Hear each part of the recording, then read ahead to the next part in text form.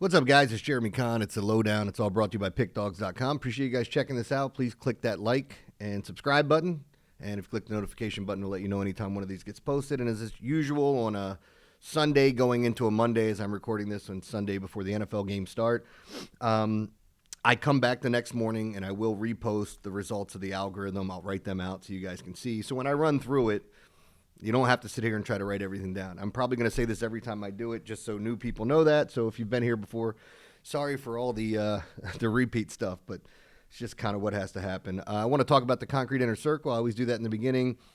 If you were on the concrete inner circle yesterday, you would have made bank. I absolutely killed the board. My losses: Alabama and Miami of Ohio in college football. The Terps Iowa under, which I still can't believe the way that game started. But went over, lost that. And I had, it was another college hoops game I lost. I had Dayton. And I hit everything else. And like my write-ups, if you read them, I called it to a T. I called the Iowa State upset over Purdue.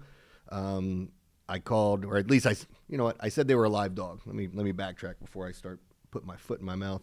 But I did really like them. Talked about Arizona State last night. Where are the rest of my plays? I do this all the time where I'm just sitting here and I can just look down and just rattle them off instead of sitting here trying to think. I used to be a person that would just remember everything, and now I can't remember shit. So just where we're at. All right. So with yesterday, Duke was my top college football play. Told you I liked them to win outright.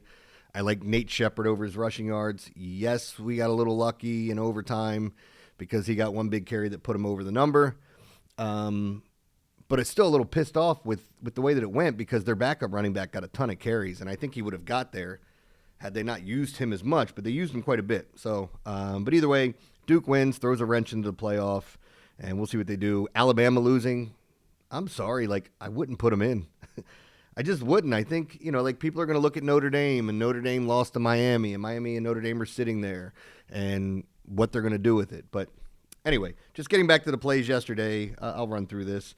I had the Ohio State under, Iowa State plus the points, Columbus, Florida over in the NHL, Duke, Michigan State under. I said I lost Dayton, won the under in the BYU Texas Tech game, won the over in the Rhode Island Providence game, Louisville handled business, Arizona State, and then I lost the Maryland game. So really, really nice day. And my props that I gave out went 3-2. Jeremiah Smith had a great game, but did not get in the end zone. And I hit my first two in the Alabama game with Jeremy Bernard over his receiving yards. He just got over it on that last drive. Yeah, very fortunate. And Horton under receptions, and he only had one catch. So overall, a nice day. But if you were on the concrete inner circle, you'd have made bank because, as I talked about, that top five, Duke's a 10-unit play for me. Here, let me go to it so I can see it. Yeah, Duke was a 10-unit play for me. Miami, Ohio was a high unit. That was my only high unit loss because I had Ohio State, Indiana for 7, Iowa State there for 7, and Columbus, Florida over 5. And then I had a bunch of 3s and 4-unit plays with those college basketball plays. And honestly, my two weakest plays are two of the ones that I lost. I hate saying weakest, but they were the last two in. Especially that Maryland over. God, they just let Iowa come out and drop 40 points on them right away, and I'm going, what the hell is this? And then I even got the pace I wanted the rest of the way that I thought would take us under, but it just didn't matter.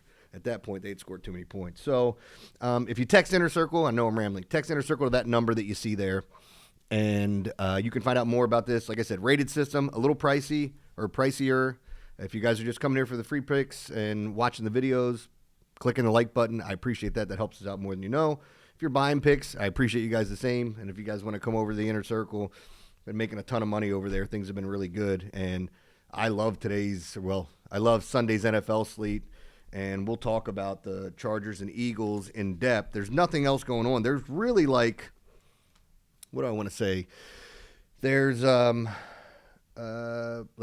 college hoops games, and none of them are marquee. I think there's one top 25 team playing, but or maybe there's 2, but they're huge favorites, 44 points or something ridiculous. So we'll see what it looks like. But I have the one game to talk about. Real quick to tell you what I liked on Sunday. I'll just read you down all my prop bets. And I do have 4 prop bets for the Monday Night Football game. I'm going to throw 2 of them out here when we get to the game, along with a play on the game. and it is my play, so it's a freemium.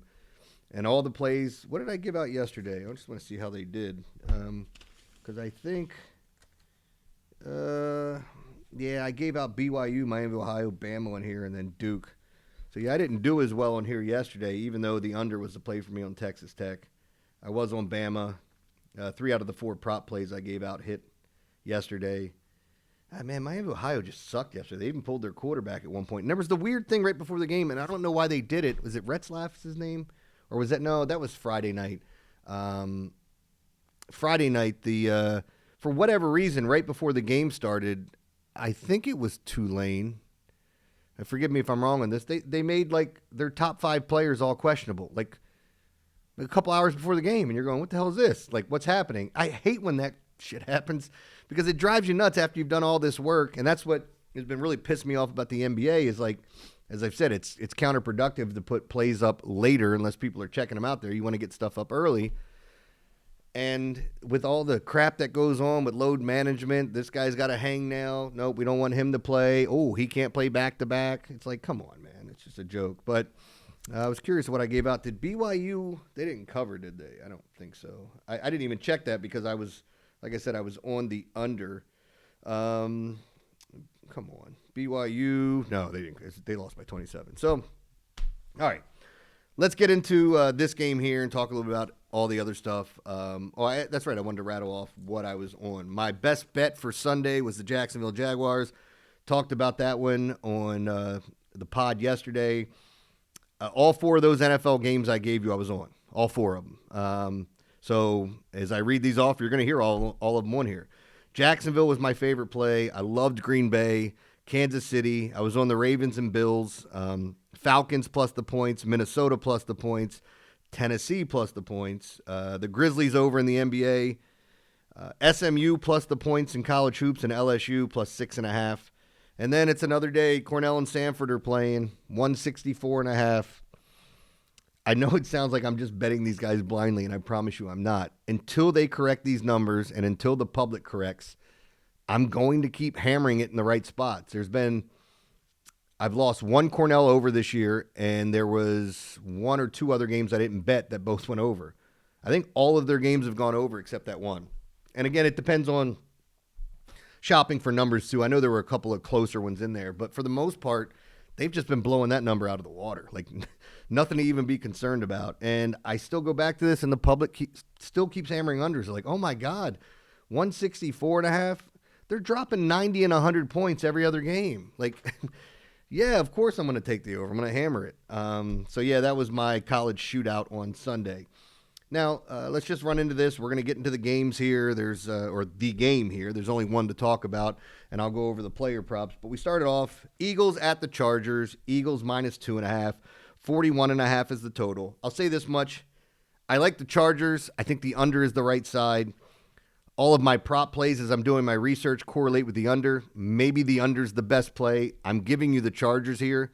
I do think the Chargers are what I'm going to be on. But I'm going to spend a good bit of today and into the morning handicapping this, and I'll have my play up for by the time you guys, I guess, watch this, at least if you're not watching it. If you're watching it on Monday, my play will be up with the 4 free props in this game. But I am telling you, I like both sides. I like the Chargers, well, I should say the side and the total, and the under here as everything correlates with it. Now, let me read down what we have here. And by the way, both these teams in playoff-type atmospheres. I know the Eagles feel like they might have a stranglehold on the NFC East, especially with the Cowboys losing on Thursday. But I don't trust them right now. I don't know who you trust. Jalen Carter's hurt. Omarion Hampton is back for the Chargers. So, yeah, I mean, a lot to look at here. So let me run through this. Maybe I should read this too real quick. Anytime TDs for Sunday. I had James Cook, Josh Jacobs, Justin Jefferson, Brenton Strange, Derrick Henry, and Trey McBride. Those are my anytime TDs. So we'll recap that tomorrow. Now, back to this game. Let's start it off with the quarterbacks. Jalen Hurts, 226, 1.29 TDs, 43 rush yards. Justin Herbert, 240 pass yards, 1.36 TDs, 23 rush yards. All right, Saquon Barkley, 73 rush yards, 3 receptions, 22 yards. Omarion Hampton, 57 rush yards, 2.3 receptions, 17 yards. Now we get to the receivers. Reception number first, yardage second. A.J. Brown, 5.6 for 72. Devontae Smith, 4.9 for 61. Dallas Goedert, 4.2 for 42. Ladd McConkey, 5 for 64. Keenan Allen, 4.2 for 45. Quentin Johnson, 3.1 for 40. And Aronde Gadsden, 3.8 for 47. Now, I think I've talked about this before. Gadsden was one of my favorite players in college. I kept talking about there were a lot of great tight ends last year coming out, and I know there's going to be a big focal point on Loveland and Warren, of course, because I thought Warren was the best. But Gadsden just put up numbers in a pro-style offense, and I'm like, whoever gets him, and I was finally glad to kind of see him get going. There's some other really good tight ends coming out this year, so we shall see. But anyway, I'll get back to this and kind of talking about what I'm seeing here. As I said, I lean towards the under in this game, and I like the Chargers at home. But a couple of props that stand out to me that I'm going to give out here, and then we'll get out of here, and I'll kind of wrap everything up. My props were, I'll throw out 3 here real quick. Jahan Dotson. If you don't want to bet this one, I understand. It's juiced up. It's minus 190. It's just for him to get a catch. All he has to do is get a catch. And with the way that things are going and some of the struggles that happened on offense, one of my plays is A.J. Brown under 4.5 receptions. You are getting plus money there. I feel like the Chargers are going to pay him a lot of attention. The other one being Jahan Dotson over a half a reception, minus 190. But the other thing I like in this game is Justin Herbert to go over his passing yards at 207.5. I was surprised it's that low. Every once in a while, my model will come in a little high. They have him at 240. I think he's right around that 225, 230 number, so I'll take him over 207.5. And obviously, game flow can dictate how these things go when you're seeing guys do dump-offs and things like that. So anyway, all right, guys, appreciate you watching this. I'll be back tomorrow with another podcast. Please check out Pickdawgz.com. All the premium plays up there, killing it in the NFL. Hopefully by the time you guys are watching this tomorrow, I'm up at the top of the leaderboard in the NFL. I feel good about this card this weekend, so I am hammering it. Good luck. Hope you win some cash. I'll see you then.